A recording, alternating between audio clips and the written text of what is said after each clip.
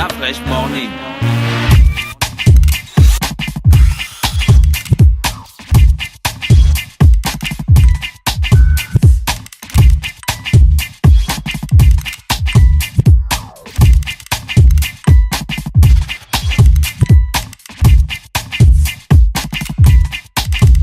UrbanFM.fm. Le réveil matinal le plus haut de la capitale sur la radio. Vous êtes sur les 104.5 Urban FM, la station urbaine, et vous écoutez le Da Fresh Morning, le réveil matinal le plus haut de la capitale sur la radio. La plus haute de la capitale, on a donc l'évêque élu Mabi Chris Mathias et le révérend Raymond Eya qui est avec nous dans le studio des 104.5. Bonjour à nos invités. L'évêque Raymond Eya, je connais. C'est vous l'évêque. Bonjour monsieur l'évêque. Bonjour. Comment vous allez? Par la grâce de Dieu, tout va bien. Merci d'avoir accepté notre invitation. C'est un réel plaisir de recevoir les hommes de Dieu. J'espère qu'avant de partir, vous allez nous faire une prière pour bénir notre entreprise. Nous le ferons. D'accord. Merci, pasteur Raymond Eya, révérend Raymond Eya. Ça fait longtemps qu'on vous a vu. Vous étiez un homme très médiatisé, il y a quelque temps encore. Oui, j'ai toujours été médiatisé. Trop d'images tue l'image. Oui. Il faut parfois prendre du recul. D'accord. Mais sinon, je reviens. D'accord, il n'y a pas de souci. Alors, vous revenez pour parler d'un festival de miracles. Oui. C'est quoi exactement le concept? Le festival de miracles, c'est un ensemble de 3 programmes en un. Oui. Nous allons dire que il y a la croisade des miracles. La croisade des miracles qui va se dérouler du lundi 3 au dimanche 9 avril 2017. Oui. Donc de 17h30 à 20h30 chaque soir, il y aura la croisade des miracles. C'est un moment de prière parce que le thème qui a été choisi, c'est la puissance de la guérison et de la santé divine. D'accord. Donc c'est pour prier pour les malades, pour tous ceux qui sont mal en point, pour tous ceux qui ont besoin d'une intervention divine dans leur vie, oui, dans quelque domaine que ce soit.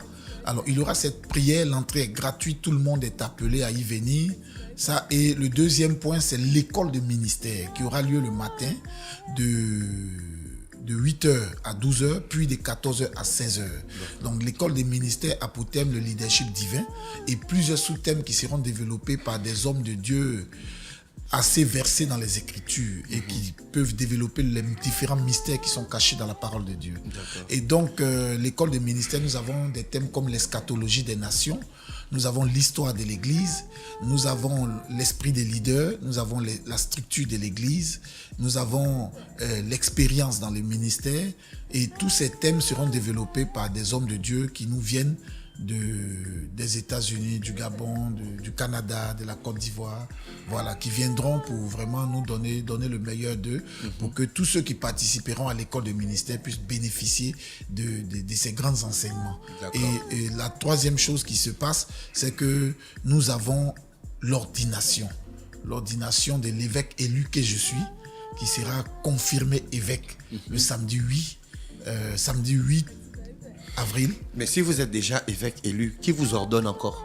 Voilà, un évêque élu, c'est un évêque évidemment qui a rempli un certain nombre de critères et qui a été élu par ses pairs et qui est présenté à l'Assemblée des saints pour dire que voici l'évêque qui a été élu et il sera bientôt confirmé évêque. D'accord. C'est comme si vous aviez une femme, vous d'abord la fiancez, on la présente et puis après vous vous mariez. Alors là, c'est un peu le processus. D'accord. Révérend Raymond Eya, vous allez participer à ce festival de miracles? Oui, effectivement. Il faudrait déjà dire que dans le cas du corps de Christ, il est de notre essor de pouvoir partager, se soutenir et pouvoir confirmer, parce que pour avoir connu l'évêque élu depuis beaucoup d'années, et je crois qu'aujourd'hui, remplissant un certain nombre de critères, c'est comme la Bible nous dit que celui qui aspire, vous voyez, parce qu'il y a une petite différence entre aspirer et inspirer, vous voyez, parce que lorsque quelqu'un aspire, c'est que au-dedans de lui, c'est l'homme qui va vers la chose, mais quand c'est inspiré, c'est le divin qui impose à l'homme quelque chose, vous voyez. Donc, je crois qu'au travers déjà de l'inspiration, qui est devenu une aspiration, aujourd'hui, il peut se présenter auprès des aînés, parce que la dame qui viendra le faire, dont il en parlera, est quand même, je peux dire, chevronnée parce que c'est quand même la première évêque femme d'Afrique. Vous voyez? Et son mari, défunt Benson Idaoussa, qui a été vraiment, qui est quasiment père du réveil dans beaucoup de nations africaines. Et c'est un patrimoine, je veux dire, c'est une grâce pour nous, déjà d'avoir cette femme au Gabon, et de deux, de pouvoir partager ce qu'elle transporte, parce que pour beaucoup d'années de ministère, je crois que beaucoup de jeunes ont besoin d'apprendre au pied des aînés. D'accord. Ça va se passer où? Ça se passe au siège de l'église charismatique Le Trône de la Grâce, qui est situé à 150 mètres du Carrefour GP, dans la direction de la Nouvelle Cité. On est dans la zone de Zayon, là. Zayon, Temple Jérusalem. D'accord. C'est là que ça se passe, à la Nouvelle Cité. C'est gratuit, vous avez dit? Oui. Vous attendez au maximum combien de personnes pour cet événement? L'enceinte de l'église peut en contenir 2000. Et puis, nous avons dehors un espace dont nous pensons que tous ceux qui viendront pourront avoir une place assise. Nous avons prévu un écran dehors pour que s'il y a un trop-plein dans la salle, les uns et les autres pourront aussi occuper l'espace du dehors pour pouvoir, sur un écran géant, participer au programme. Révérend Raymond, il y a l'espace est aéré, il est sécurisé?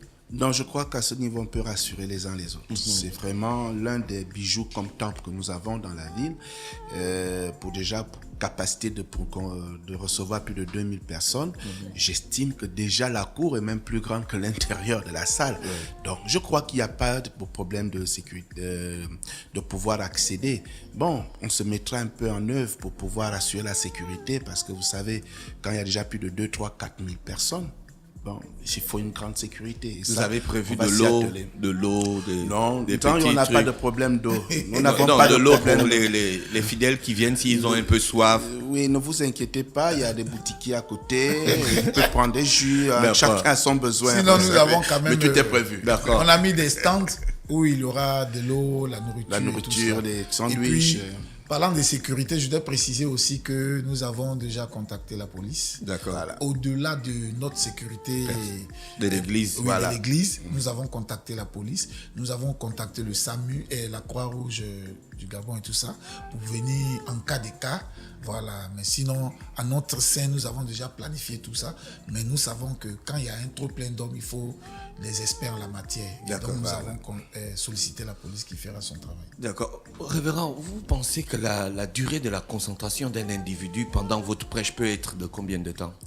Bon, je crois que déjà, c'est déjà scientifique. Il est démontré que quelqu'un peut se concentrer au trop 45 minutes. Et il écoute votre message? Il écoute, il est concentré, il suit. Mais en tant que communicateur, est-ce que vous avez déjà vérifié? Oui. Est-ce que vous avez déjà vérifié l'impact de vos messages sur les fidèles? Est-ce que vous faites une analyse avec des chiffres et vous vous dites que bon, j'ai commencé à prêcher en 2001, aujourd'hui je suis en 2016, par rapport aux gens que j'ai fréquentés, j'ai quand même une marge de réussite. Est-ce que ça vous arrive? Bon, écoutez, déjà la particularité de la prêche, ce n'est pas un discours. Voilà, c'est pas un discours. C'est un message qui a quelque chose qui transforme la vie de quelqu'un. Donc, on ne peut pas mesurer sur la base d'un message, mais on mesure sur la transformation des vies des personnes qui suivent votre message. Et je crois que c'est vraiment monstre les témoignages, parce que si on vous présente quelqu'un qui était un braqueur, qui aujourd'hui, moi j'en ai plein dans mon église, qui sont aujourd'hui des chefs de service, ça veut dire qu'il y a eu une transformation dans la vie de quelqu'un et qui a été réinséré et aujourd'hui devenu responsable, marié, stable. Oui. Donc à ce moment, je peux dire que mon message trouve un impact dans la vie de la personne. Et je crois que dans la société, quand même nous sommes de la génération un peu plus lointaine, vous êtes des jeunes qui est arrivés un peu après. Oui. Écoutez, nous quand nous étions au lycée technique, que nous avions commencé à prêcher l'évangile, je vais vous dire que notre génération, et je crois que si on nous aurait laissé ainsi jusqu'aujourd'hui, je ne sais pas qu'est-ce qu'on serait devenu. Parce qu'à notre époque, c'était des cascadeurs à l'époque. Je ne sais pas si vous avez entendu parler. Et ça, mais aujourd'hui, à cause de la présence du message de l'évangile, beaucoup de jeunes Gabonais sont à l'église. Ils ont des vies transformées. Bon, il y a des vies un peu, mais c'est vraiment plus à la dérisoire. Aujourd'hui, on peut confirmer que l'évangile impacte dans la nation. Bon, comme il y a des combats extérieurs et il y a des mains lourdes qu'on ne maîtrise pas. Lui, vous savez quand même pourquoi je pose la question. Parce qu'on voit que notre société est en train d'aller un peu à la dérive. La prostitution chez les jeunes, la violence dans les établissements, comme je n'en ai parlé, la croissance des familles monoparentales, et tout ça avec la présence des églises à tous les 5 mètres dans nos quartiers. On se pose un peu la question. Vous comprenez pourquoi je pose un peu la question? Parce que je viens d'un quartier populaire et je me dis, depuis que je grandis dans ce quartier, il y a des situations qui n'ont pas changé pour certaines familles qui pourtant sont à l'église tous les dimanches. Avec une dizaine d'églises dans Ah oui, parce qu'en Colongoum, nous, on a une église tous les 5 mètres. Vous comprenez un peu pourquoi je pose la question? Oui, c'est normal, c'est légitime. Moi, je dis simplement que chacun a sa part des responsabilités. Dieu lui-même a sa part des responsabilités. Nous, ses serviteurs, nous avons notre part des responsabilités. Et les individus que nous encadrons ont leur part des responsabilités. Nous faisons notre part. Par la grâce de Dieu, l'Esprit de Dieu convainc les cœurs. Et il y a des gens qui sont touchés, il y a des familles qui sont transformées, qui sont converties, qui abandonnent un certain nombre de pratiques et de choses qui n'étaient pas bien. Et il y en a qui, leur transformation prend du temps. Parce que vous savez, aucun homme ne peut changer un homme. Même le travail que vous faites, c'est un travail d'éducation, d'information. Et il y en a qui vous écoutent et qui balaient cela du revers de la main, mais il y en a qui vous écoutent et qui prennent conscience à partir des critiques. Parce que je vous écoute, vous abordez un certain nombre de sujets et puis vous titillez l'esprit des uns et des autres. Et à sont partir très de ça, là en plus. voilà, il y a une prise de conscience. Mais comme dans toute société, il y a des uns qui prennent conscience, il y a des autres qui délaissent. Voilà, qui délaissent, qui eux, ils s'en foutent de tout ce que vous dites, mais c'est avec le temps. Et donc nous pensons que le travail est fait, il porte ses fruits, mais le monde, n'oublions pas que le monde est sur son soir. Le monde étant sur son soir, il y a un certain nombre d'événements qui avaient été annoncés bibliquement et qui sont en train de prendre effet.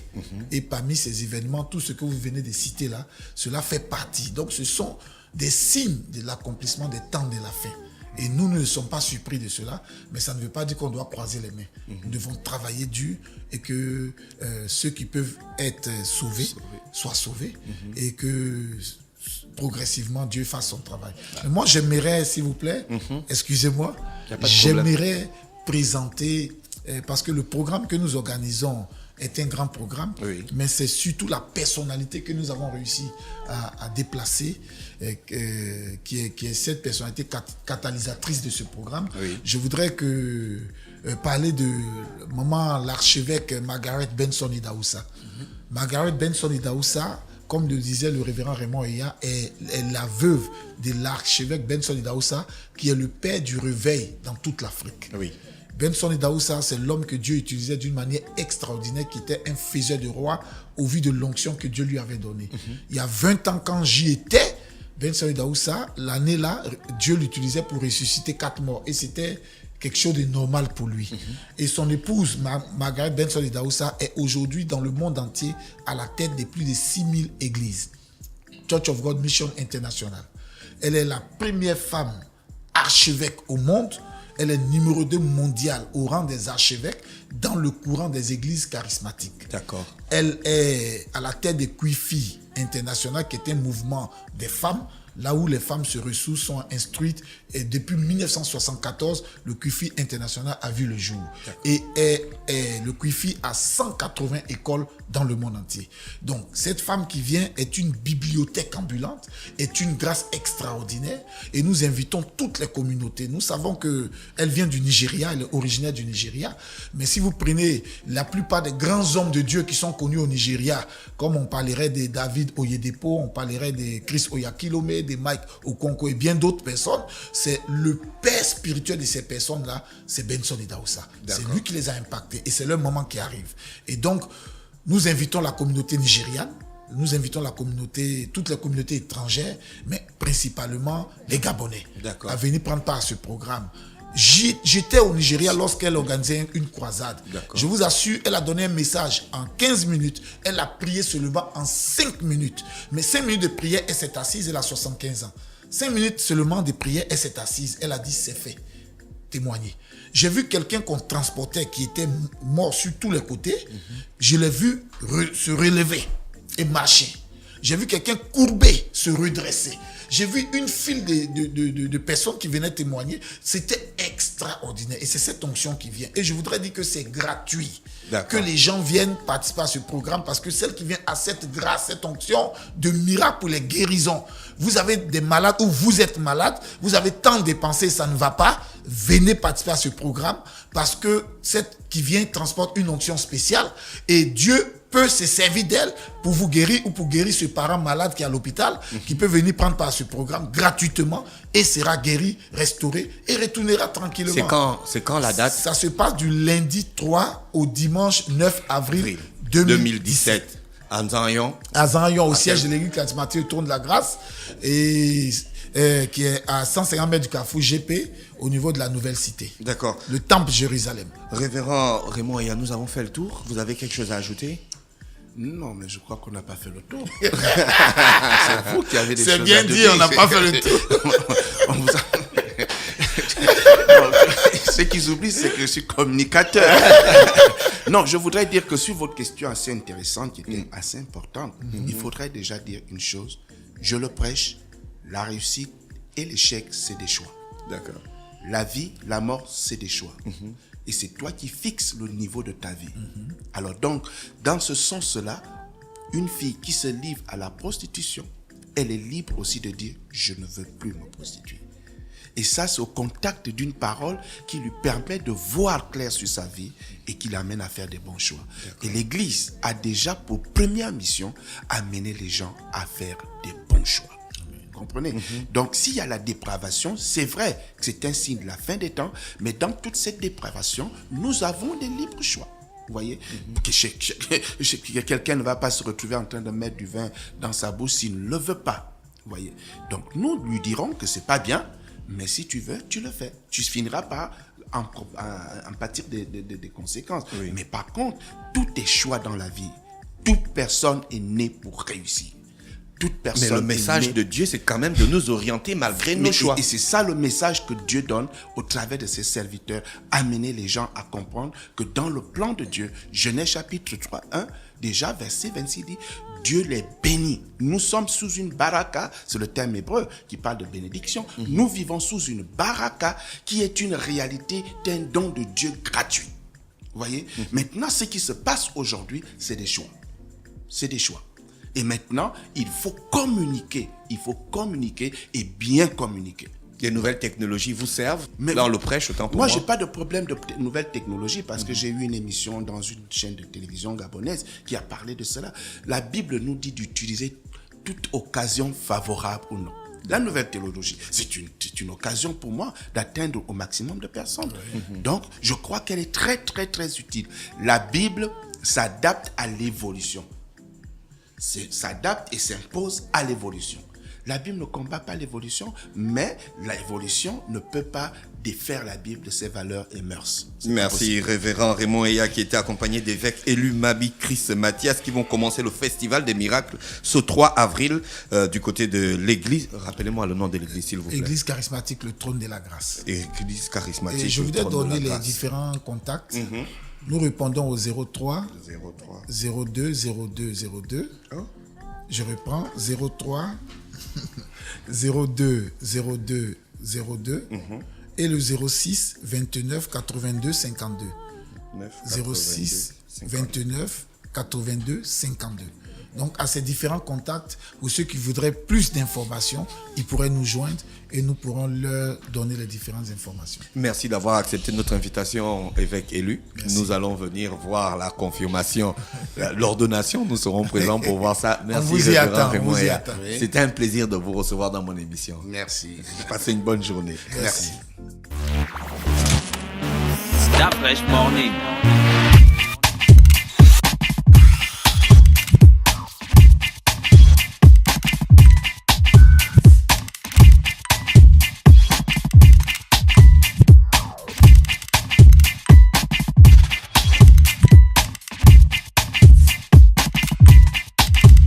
urbanfm.fm